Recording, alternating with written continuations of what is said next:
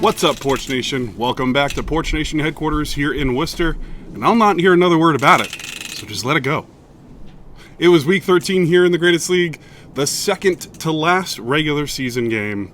Week 12's results set us up with some outstanding matchups this week. It's our second straight week of in-division play with one left to go. We put some periods on some long sentences, and maybe even an exclamation mark or two. That playoff picture is looking so much cleaner now, but Week 13 did have its own dose of drama as well. Let's not delay. Week 13, 8 games. Let's get into it. All right, Week 13, Week 5 of our yearly in-division 6-game series. Our second to last week of the regular season. How could we not have gotten some premium head-to-heads? Let's start in the North. At the end of last week, the North was home to our first and fifth seeded teams. Let's check in on number 1, James Berger. Berger has put up our most cumulative points through 13 weeks and faced our third fewest, which is a combination that leads to 2 losses through 13 games. D's score was barely more than half of Berg's as he put up this week's second highest score and completes the season sweep of the Zanella household. His division record continues unblemished, and he's only one of 2 teams that can say that this far. Joe came into this week trying to get above 500 for the first time this season. Steve just took his 4th loss last week, which put his firm grasp on the 5th seed in jeopardy. Joe has also played spoiler for the last couple weeks. Well, Joe's spoil streak ends here as Steve rights the ship and completes the season sweep of Joe. Steve holds on to the 5th seed for another week. And continuing with the wildcard drama, let's head to the East. Having completed the season sweep of Josh Marshall last week, Dylan came into this week just needing to win and get some help with a Josh loss either this or next week.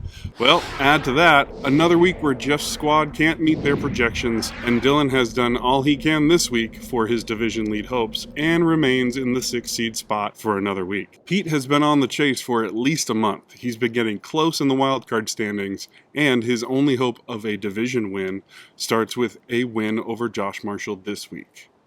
Josh came into this week with his division lead being threatened after taking one on the chin last week.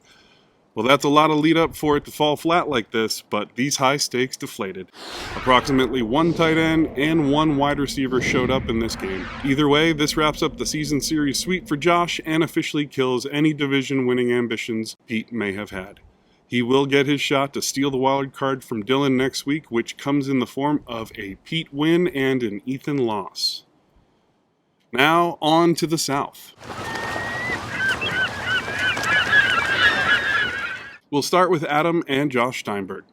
Adam came into this one trying to stop his late season skid, and Josh was trying to rebound from losing to Skinner last week.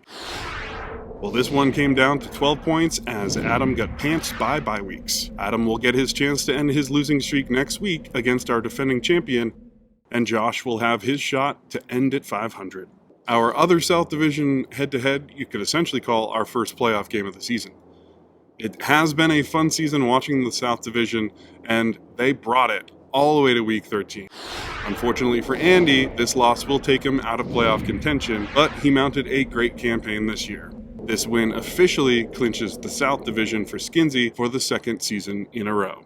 Furthermore, this locks Skinner in at the 4th seed. Both potential winners in the West have head-to-head tiebreakers against Skinner. So let's head now to the West, where as things are cooling down elsewhere, things are just heating up. Well, that glimmer of hope I was seeing just a few weeks ago turned out to be a fever dream. Tough to rack up wins scoring the 4th fewest points. Alex came into this one needing to win out and having won 2 in a row. Our projections almost flip-flopped in the final score. If only Christian Kirk had scored negative points. Oh well. Alex wins this close one to finish the season series sweep and keep his playoff hopes alive. The last man standing in Alex's way, Ethan, came into this game trying to close out the division win. 1 win and he clinches. With Ross's loss to Alex last week, the best Ross could do this week is play spoiler here. This is our Game of the Week. The projections were modest, but the stakes were so high.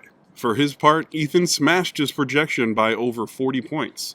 He got over 74 points from Purdy and Samuel alone.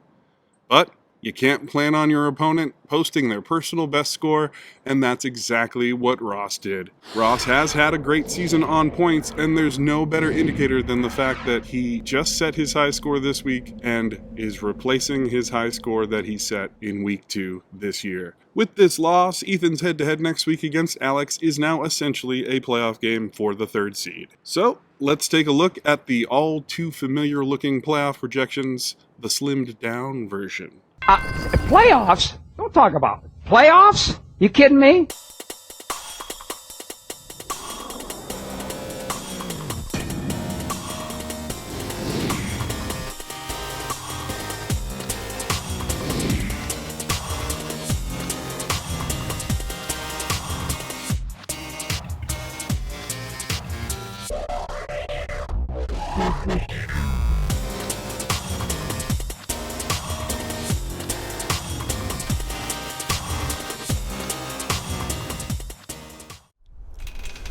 And that's week lucky number 13, folks.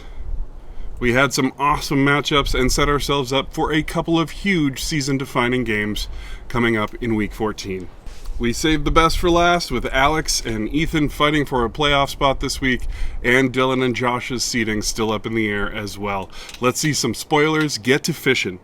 There's a beaut waiting for you in free agency, I know it. Until next time, keep thriving, Porch Nation. Woo! This is Frozen.